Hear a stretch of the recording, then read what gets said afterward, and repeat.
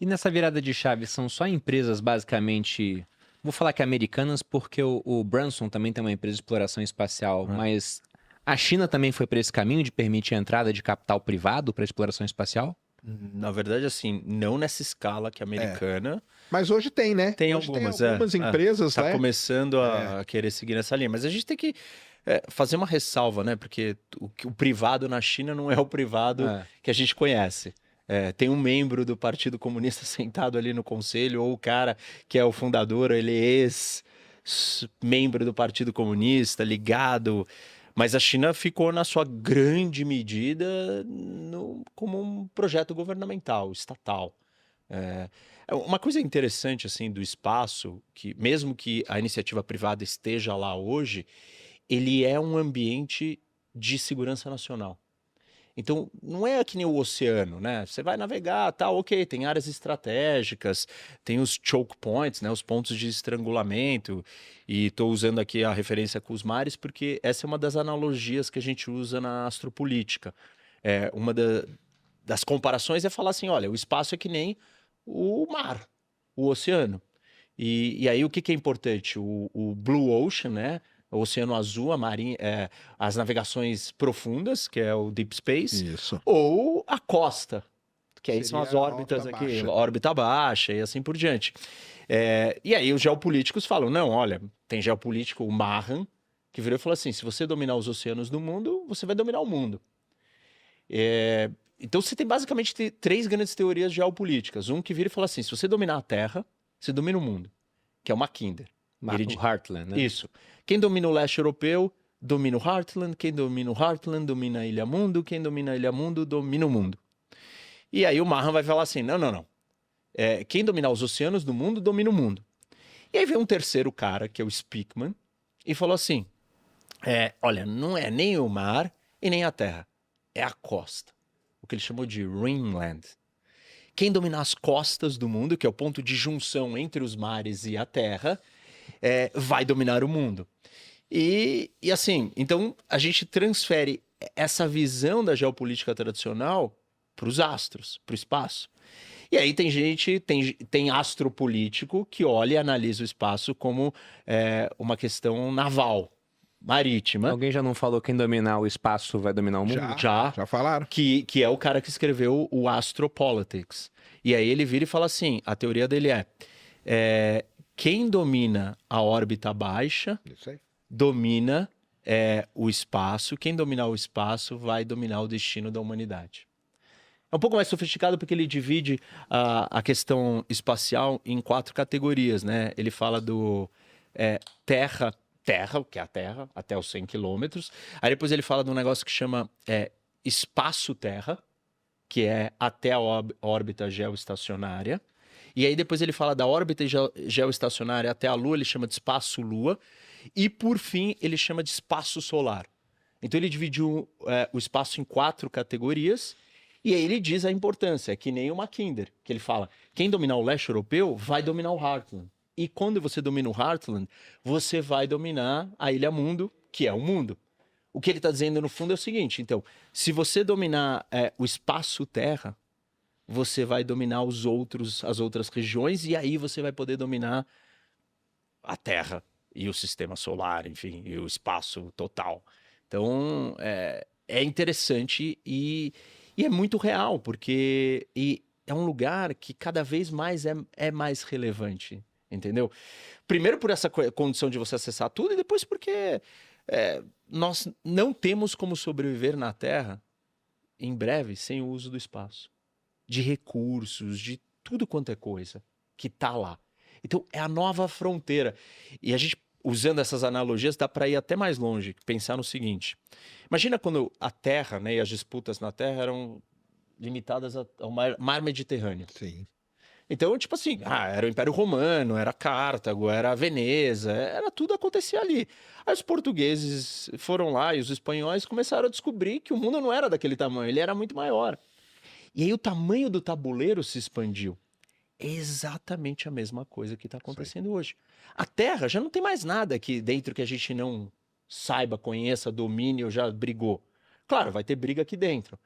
Mas, para fora daqui, é aumentar o tamanho do tabuleiro. Isso aconteceu ao longo da história da humanidade sempre. Nas grandes migrações, grandes explorações.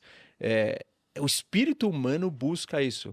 Porque você deve se deparar o tempo inteiro com essa pergunta, né? Muita gente deve falar, mas pô, por que a gente tá falando de espaço? A gente tem tanto problema na Terra. E não tinha na Europa quando foi para as Américas, não. Tinham resolvido tudo, né? É, isso aí. Então, o espírito humano, ele é ambicioso, ele quer aventura, ele quer superação. Ele quer explorar o desconhecido, ele quer ir além. E a história da humanidade é uma história de migrações. Óbvio que qual é o terreno agora para a gente migrar? Para fora da Terra. E tem muita coisa que acontece no espaço. Essa é uma frase realmente. O pessoal fala assim: tem milhões de pessoas morrendo de fome aqui, vocês gastando milhões para mandar um foguete para o espaço, entendeu? Mas se não mandar, vai continuar os milhões morrendo. Então, um dinheiro não afeta o outro. E hoje o espaço ele ajuda demais, né? Então, hoje não tem como, né? Eu dou sempre esse exemplo. Eu tive agora, há 2 meses atrás, antes de ir lá para a Islândia, eu tive em Milão, teve um congresso da IAC, que é o Congresso Internacional de Astronáutica, que reúne aí os países, as empresas, os governos do mundo todo. E eu assisti muita palestra dos indianos, porque os indianos a gente fala pouco. Mas eles são muito desenvolvidos no espaço, e nesse congresso desse ano, eles ganharam todos os prêmios do congresso, foram os indianos que ganharam. E por que que a Índia ela é tão assim? A Índia ela tinha 2 grandes problemas, eu vi a palestra do cara lá, é sensacional. Ela tinha um problema com comida, ainda tem, né, que muita gente morre de fome lá, mas ela tinha um problema seríssimo com água. A Índia ia morrer de sede. A água estava toda contaminada, eles não tinham mais fonte de água potável. E eles resolveram esse problema com satélites.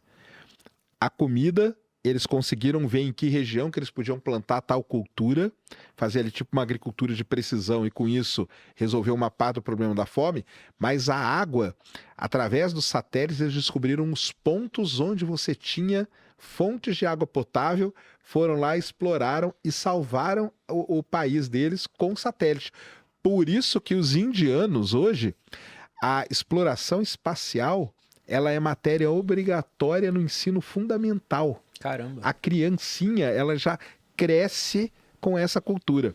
E eu sempre gosto de falar, quando a missão indiana pousou no Polo Sul da Lua, recentemente, a Chandrayaan-3, e essa aí ganhou vários prêmios lá no Congresso. Foi esse ano? Foi em 2022. A live deles no YouTube, 8,5 milhões de pessoas vendo simultaneamente. A maior live da história do YouTube. E os indianos comemorando na rua como se tivessem sido campeões mundiais de tudo. Então, é um impacto muito grande que o espaço tem, e é um país que, vamos lá, vamos falar de problema da Índia? Cara, Nossa, é tudo. sim. Começa problema de casta, que é um negócio terrível, é gente morrendo de fome, é que poluição pra caramba, é os rios lá tudo ferrado, né? Então, assim, só que eles investiram nisso porque mostrou um resultado gigantesco, entendeu? E lá no Congresso eles arrebataram, ganharam todos os prêmios, porque realmente, cara, é o que eles fizeram, mostrando, né, esse acesso que o professor Roque falou aqui ao espaço, a vantagem que te dá em vários pontos. E uma coisa, né, até a questão, não sei se concorda com isso, de soberania. Sim. O país que tem um domínio, né, das tecnologias espaciais, ele é um país muito mais soberano que os outros, né? Então vamos lá. O Brasil, vamos pegar o Brasil como exemplo. Nós não temos nosso sistema de GPS. Nós não temos um sistema, temos um satélite ou outro, mas nós não temos um sistema de monitoramento do país específico, porque o Brasil é um país muito específico. Você precisaria de um satélite específico para estudar os biomas brasileiros. Nós não temos isso, entendeu? Então nós não temos nada, nós não temos um sistema de internet nosso no céu. Até entendeu? comunicação, você vê mensagens vitais entre membros do governo, o pessoal conversando no WhatsApp, pô.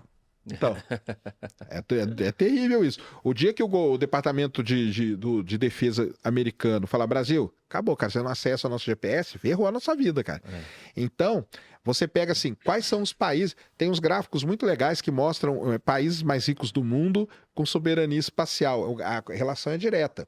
Estados Unidos, China, Índia, Japão, entendeu? A Europa, Rússia, são os países que têm o seu próprio sistema de GPS, são os países que têm seu próprio sistema de monitoramento do país, de sistema de comunicação.